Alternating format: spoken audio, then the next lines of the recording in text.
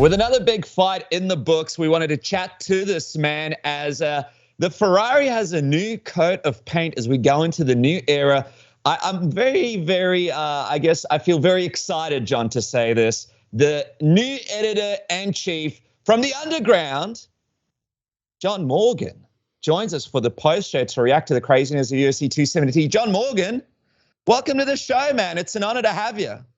Hey, thank you guys. Always a pleasure. I know it still sounds weird, right? I mean, it's still new to me. It's still selling. I'll be honest with you. Even today, when I got there to T-Mobile Arena and got my credential with the new branch on it right there, you know, John Morgan, the Underground, I was like, whoa, it's kind of weird. So it's wild, man. But I'm excited about what the future might hold. Is this why you switched to the black polo? You had the blue polo at the event. Now you're black polo. You're almost like, what am I doing? This is the old John. We're going to be the new John now. That's it, baby. We're going black and red from now on. All right. It's like gang colors. Can't wear that old polo anymore. But it's weird because we're so used to seeing you with the blue polo. All right, let's talk UFC 272. By the way, appreciate you joining us, man. You were just at the arena. You flew home basically so you could join us. So much appreciated.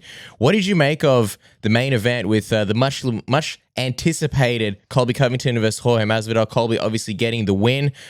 Pretty dramatic fight at times. I don't think it was necessarily shocking to anybody as far as the result. Colby winning. I think most people, if you ask them, hey, who do you think is going to win and how, people will probably say probably Colby with a pretty wrestling heavy game plan. A few surprises here and there though, Jorge having a bit of success.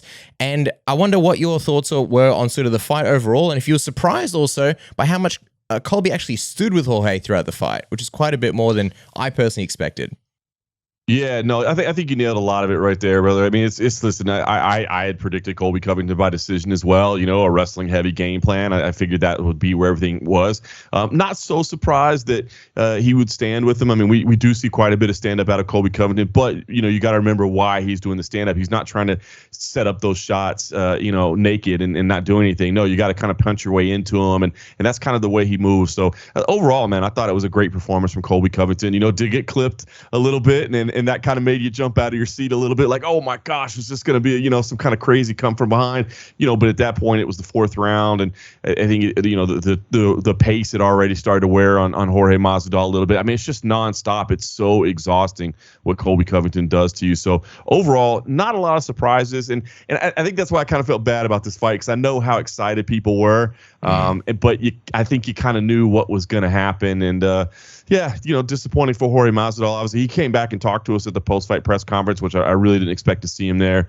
No excuses, but yeah, I mean, this is what Colby does. I mean, he's, as much as you want to hate the guy, and he makes it easy to hate him, he's damn good. He's damn good, and you can't deny his skills. It's interesting how you mentioned how sort of a lot of fans expected for this to go this way, because a lot of us did. But, you know, Jorge, he spent a lot of time training with Colby, and you'd think that going into this fight that perhaps maybe a little bit of a different game plan would be put into use in this fight. What did you make? Like, there were a few different instances in the fight where Masvidal actually tried to grapple a bit with Covington, trying to go for his own takedowns or trying to go for submissions rather than defend takedowns. It looked like he was kind of bummed after the fight that there may be a few strategic mistakes that he made during this one that he kind of wants to correct into future fights. Yeah, and I think he kind of owned up to it as well and just said, listen, man, my wrestling's not as good as it could have been, you know, as it needs to be. And basically said, look, I'm going to get back in there. I'm going to fix that. You know, he said, you know, he regrets not going to college and being in a wrestling program and then putting in all that wrestling over the years. He's like, that would have changed everything for him. So I don't think necessarily so much game plan issues. I mean, it was surprising any of the grappling exchanges that he did try to take part in, but unfortunately, it's just, you know, you're kind of forced into those. And if you can get a top position, if you can force Colby Covington to work from his back, you know, maybe you can try something there. And listen, I mean, Masvidal's been grappling a long time as well. I mean, he certainly doesn't have the wrestling chops, but as he showed, I mean, pretty decent defensive jiu-jitsu, right? I mean, he got in some bad spots, but was able to get out of them every single time. I mean, he was in bad spots early in round one. So, you know, I didn't necessarily think it was so many game plan issues. To me, this was always a bad stylistic matchup for Jorge Masvidal, and I appreciate the fact that he's willing to take the fight. And obviously, man, he was open about how much it meant to him. Did say it's not personal, but I do hate this guy, and I do want to win this fight. But I just think this was always going to be a bad stylistic matchup for Jorge Masvidal, and he even did it. He even said, you know, not just Colby. He's like, I always have trouble with wrestlers, you know, and I just got to keep working on that. So he said, look, I'm going to get back in the gym, and I'm going to keep working on my wrestling. I'm going to try to make it better. And it's either that or, hopefully he gets some matchup with some strikers moving forward. I mean, there's still big fights. It's amazing what a star that guy is, man. I mean, the love for him in there is pretty impressive. The crowd was they were definitely behind him. I will say this. I think that's been my biggest surprise out of this week is how many people do cheer for Colby Covington as well. I mean, he's certainly the heel, to use the pro wrestling term. A lot of people hate him, but he was getting quite a bit of cheers, at the press conference and here tonight as well. So he's got some fans. Oh man, I love how the crowd got behind the Kurt Angle entrance theme with the "You suck, you suck." I love seeing that, and I would sometimes wonder whether Colby Covington. I know he's a competitor and he wants to win, he wants to be a champion, but I wonder if he also wants to be looked back as like a really hardworking entertainer as well, or the effort that he puts into that kind of stuff. I actually thought it was a pro Jorge crowd in the arena. I felt like anytime they actually went to the ground, people started booing and people started cheering anytime Jorge got up. Did you find that, John? No, you're definitely right about no Jorge.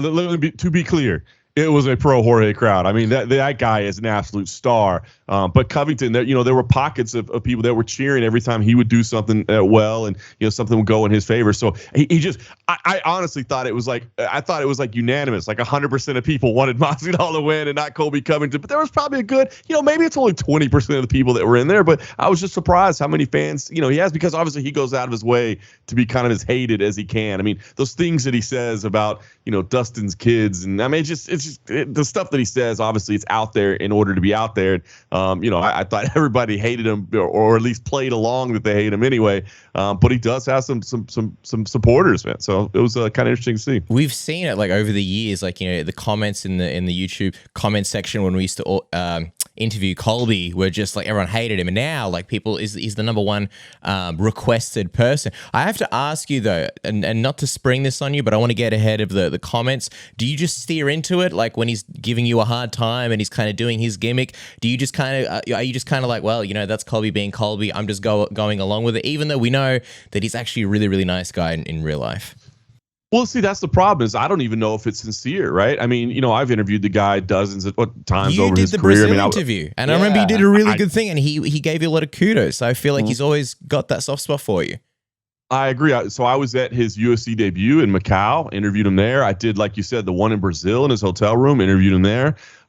So when it happened in New York, when he was like, when he came at me in New York the first time, I honestly laughed. If you go back and watch the tape, I started cracking up because I was like, damn, I guess this is part of the thing now, is you're going to come at me. I was like, all right, that's hilarious.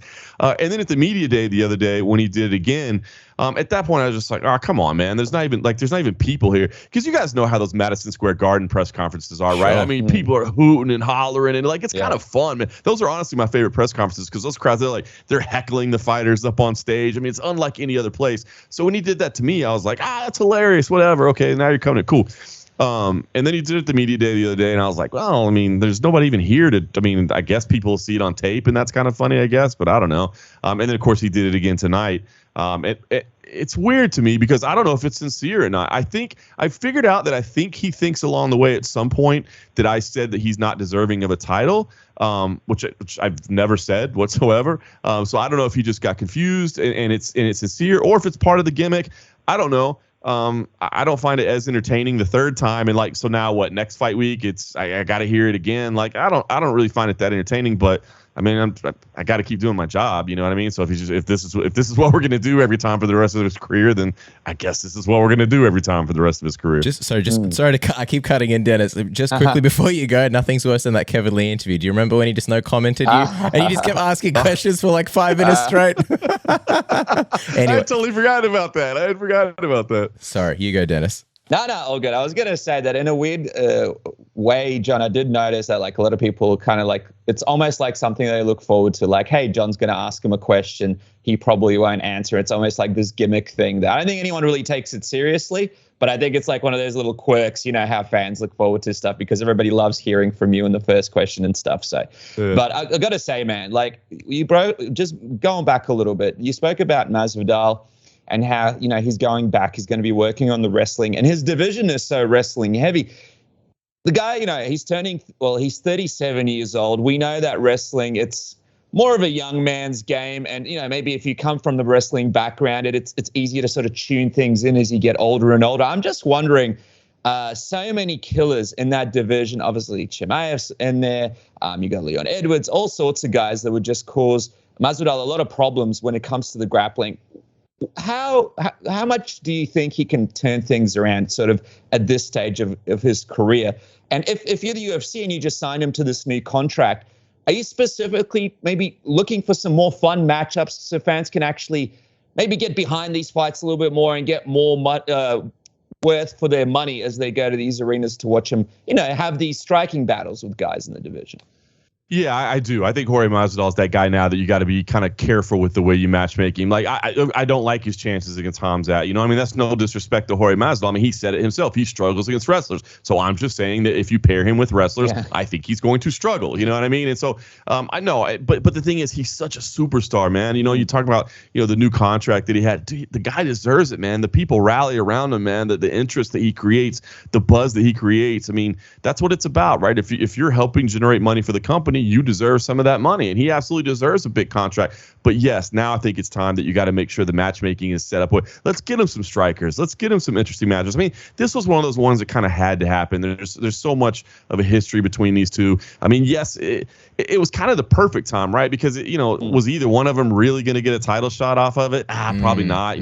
They both 0-2, so you didn't really lose anything, I don't think, in this matchup. So I think this was the right time to make the fight. But yeah, absolutely. I mean, I think the UFC, they know what they've got in Jorge Masvidal. I mean, the guy is put in the work, and he has developed a following. He's developed a passionate fan base. As you said, a very, very pro Jorge crowd in there tonight that would have loved nothing more to see him, get a knockout somewhere along the way. But I don't necessarily see him getting to the top of, as you said, a very wrestling heavy division. But that doesn't mean that there's not still a lot of big money fights out there for him to make. And I think they just need to match make him accordingly. Like I said, try to keep him in there with some strikers, or try to find other little, intriguing storylines that make it interesting along the way. Because even he's, I asked him, I was like, what does make sense? And he said, look, I'd love to get Colby again at some point down the line, let me earn my way back to it and, shore up my wrestling. And I was like, is there anything else that makes sense? And he's like, nah, I'll kind of leave that to my managers.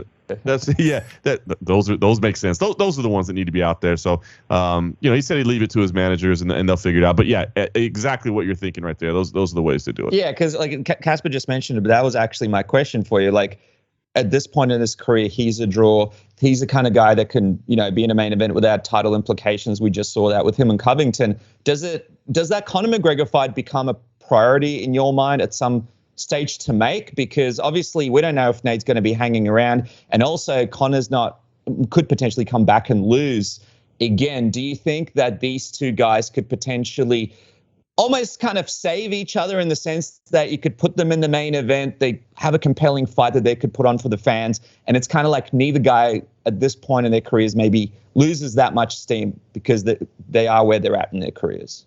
Well, a lot of that's going to depend on if Conor McGregor is victorious in his title shot, which of course we know is getting. But no, listen. No, listen, now, and then they're going to take this. The UFC embedded team is going to message me and take this clip and put it in the ESPN special as he has the title shot. Hey, listen. It is funny though. I mean, come on. All right, listen. Here's the thing. Does he deserve a title shot? Absolutely not. Does not deserve a title shot. Could he maybe get a title shot? Absolutely. Does Charles Oliveira want to give him a title shot? Or would he rather fight? Hey, that's what I asked Dana White at the start of the week. And he did say, if Charles still has the belt, maybe he wants to fight him. And, Charles is going to say, give me some of that Conor McGregor money. So it could happen. But to go back to your original question, you're absolutely right. It's the same thing I've always said about, Conor McGregor and Nate Diaz, the trilogy fight, right? Those guys could both be on 10-fight losing streaks. You put them in a main event together, it's a pay-per-view headliner, and it sells 1 million buys. You know what I mean? And I think Jorge Masvidal has become that guy that's in that group of like that, where, and Nick Diaz was one of those as well, where it's like, we don't care what their last fight was. We don't care what their winning streak is. We don't care what no, we just want to see these guys in matchups. So yeah, it to me, it doesn't matter what his positioning is, what his rank is, what his streak is. You make those kind of fights. I think Masvidal is one of those kind of guys right now. So just a couple of quick things before we talk Dustin Poirier. One is, it's funny. I was rewatching Tales from the Grind, and I can't remember a time where Jorge was this disappointed and dejected after a fight. Like after the first Usman one, it was like, I took it on 6 days. Bummer, shucks, but whatever, I'll get it back. The second one, it was like, he's the better man, I can't say anything. And this one, he just really looked bummed out. And it kind of reminded me of that first episode of Tales from the Grind where they bring in Colby and he out wrestles him, and Jorge's just kind of pissed, like, damn, man. Like, you can tell that previous trainings, he was like, I've got this wrestling thing, on point now. And then Colby kind of showed him, like, not quite yet. There's levels. And then also, I noticed a funny thing in Luke Thomas's post-fight instant reaction. I caught a few minutes of that. It was hilarious. He said with Colby, like, he doesn't have this highlight reel style, but when you look at the stats afterwards, when you look at, say, the control time for this fight, the takedowns, the accumulative damage, the strikes and everything, it's kind of like when you, and John, you'll appreciate this. It's like when you go to a bar and then, like, you look at the end of the night and you've got this tab and you're like, who the hell ordered this? Who the hell ordered that? Like, we were doing shots. When did we do this? Who's ordering the premium? Why is there a Russian hooker on the bill? Where did this come from? So I kind of felt like, that's a good analogy that Luke did to, like, Colby style about, when you look at the stats, how impressive it is. But anyway, this Dustin fight, Colby, bit of a Chael Sonnen, calling his next shot instantly. How likely do you think that it actually happens, considering that Dustin has said he's never going to fight Colby? He doesn't ever want to give him any money or be a part of his career in any way. Yeah, and I think Dustin is kind of a man of his principles, that he'll stick to that. You know what I mean? So I think it's a good call out. It's a good shout to have. As you said, it's always nice to call your shot, man. I mean, Colby Covington is fantastic at what he does.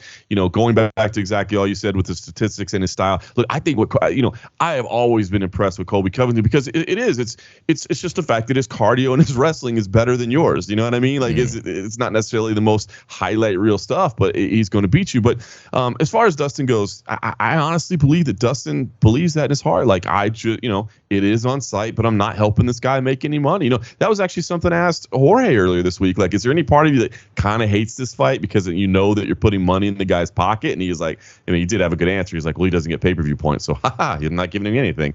But because of that, I'm not really. I'm not saying it won't happen. You never say never, right? I mean, depending on how much the money comes in, maybe Dustin says, well, I mean, that's a lot of money for the Good Fight Foundation, or that, we can do good things with this money, But I honestly believe that he doesn't want to do that. So I think it's a good call out by Colby Covington. You got to have one. You got to get the fan interest high. You got to peak it. Chael was a master of that, as you mentioned, man. Kind of building the next shot and starting the interest in the next fight. I mean, we see that there's a business side of this and there's an entertainment side of this. So I think it was a good call out by Colby. I don't necessarily love all the stuff about, Conor being the father of his kids. I honestly do believe there is a line with the trash talk. I do believe that, race, religion, family should stay out of it. I mean, maybe that makes me, whatever, but I just don't think that should be in it. I don't like when he says that stuff. But I do like the call out.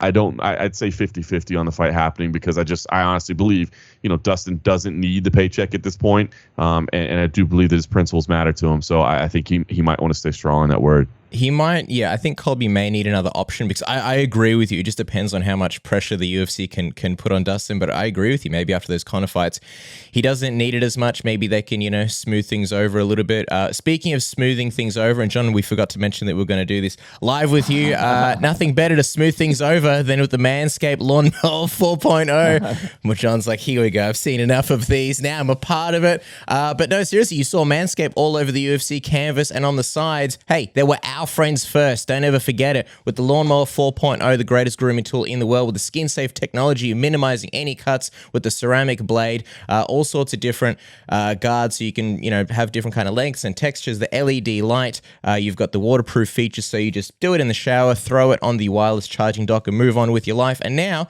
thanks to our good friends, they've even got a whole bunch of premium products, which ours are in the mail as we speak, so they're going to be with us very soon. You got the Cologne Infused Ultra Premium Body Wash with aloe vera and sea salt to keep your skin feeling calm, clean, and moisturized all day. The 2-in-1 shampoo and conditioner that cleanses and nourishes in one step. You don't have time for 2 steps. Then you got the Manscaped aluminium-free deodorant, so you smell nice, and the hydrating body moisturizer spray afterwards, so that when you get out of the shower, if you're dehydrated, what it does dehydrate your skin. Now you're, smooth and giggly all day and, moisturized. And then the Manscaped lip balm to top it off. Great little product. Isn't that right, Dennis? Yeah, man. 20% off with a code word submission plus free shipping. Get on it today and change your life forever. thanks to Manscaped. And while John is enjoying that ad read, how about this, John? We know that Colby Covington won in the main event tonight, but he also probably won a lot of money thanks to his MyBookie code. Did you guys know that we have a MyBookie code too? If you guys use your code word submission or our code word submission,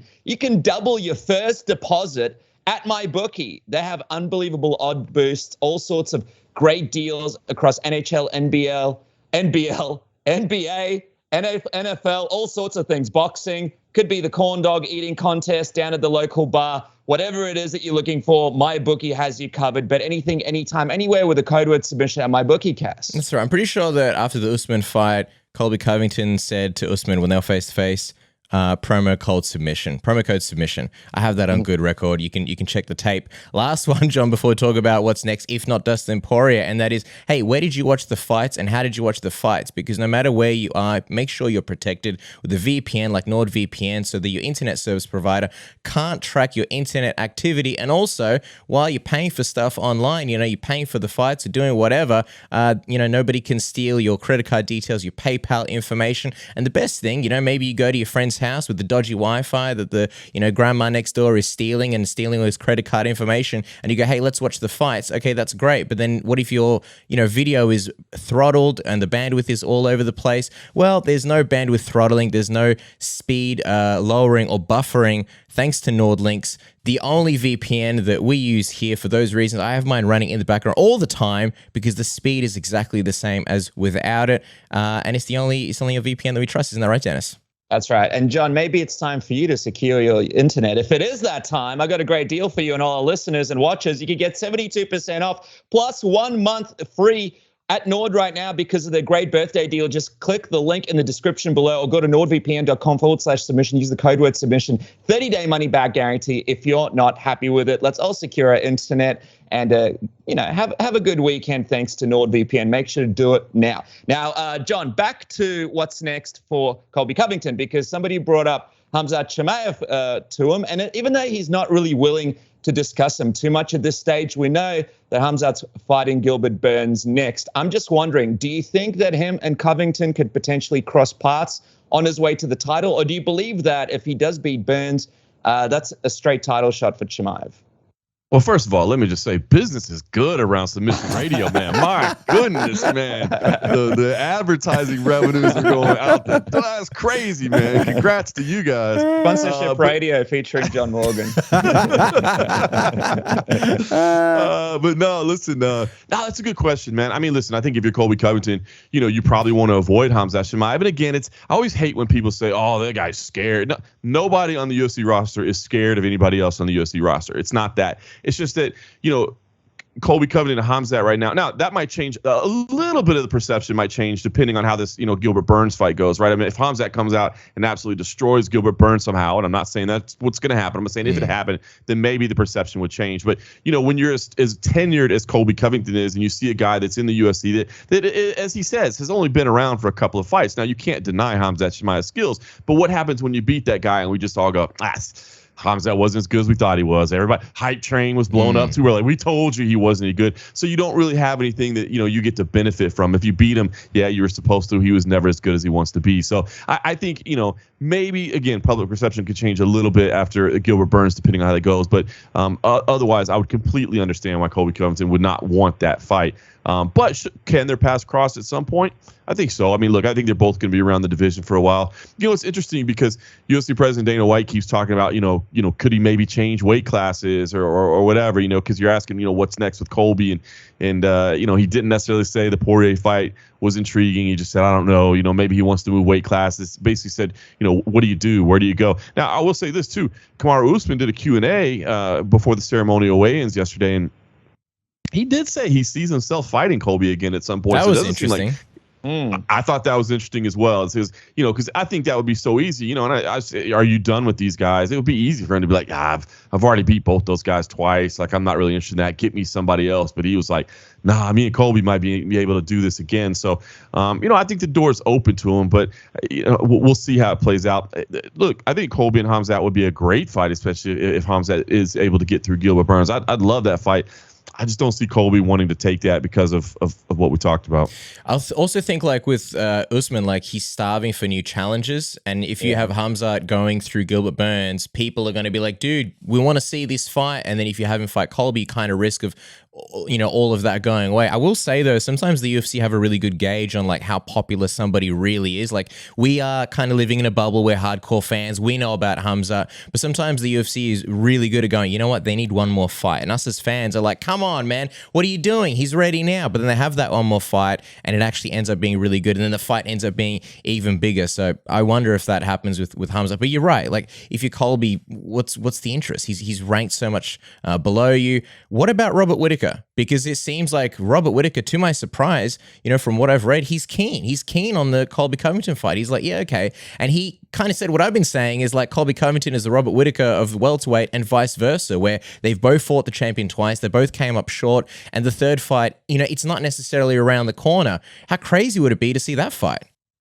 That would be crazy. Sign me up. I mean, see, that's interesting. And I think what you said is, I think the whole welterweight division needs a little bit of a change like that. So to do something, you know, kind of outside the box like that, I like it because you're right. We've kind of had this round robin of those guys all up at the top, right? So same names over and over and over. And I think that's honestly probably a lot of reason people are so excited about Khamzat. I mean, sure, they love his game. They love, you know, his personality, you know, and all those things. But it's just the fact that it's a fresh name, right? It's something different. We feel like we've been watching the same fights over and over at the top of that division. So, I like that. That's outside the box. That's, I think, what we're going to have to do for Colby right now, I think, is figure out something like that. And I think that's what the UFC is going to be looking to do as well.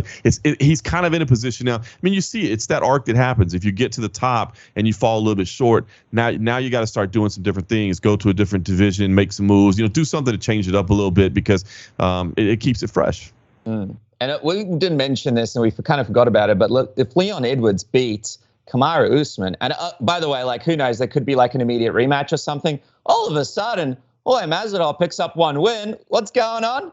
Another title shot. So there's always things in play in this division that could happen. It's very exciting at this time. But guys, make sure to follow John Morgan at MMA Junkie John. He is the UG John, but to us, he'll always be the legend, John. We appreciate your time, man. That's mixedmartialarts.com. And of course, follow his show, The MMA Roadshow, one of the OG legendary shows there as well.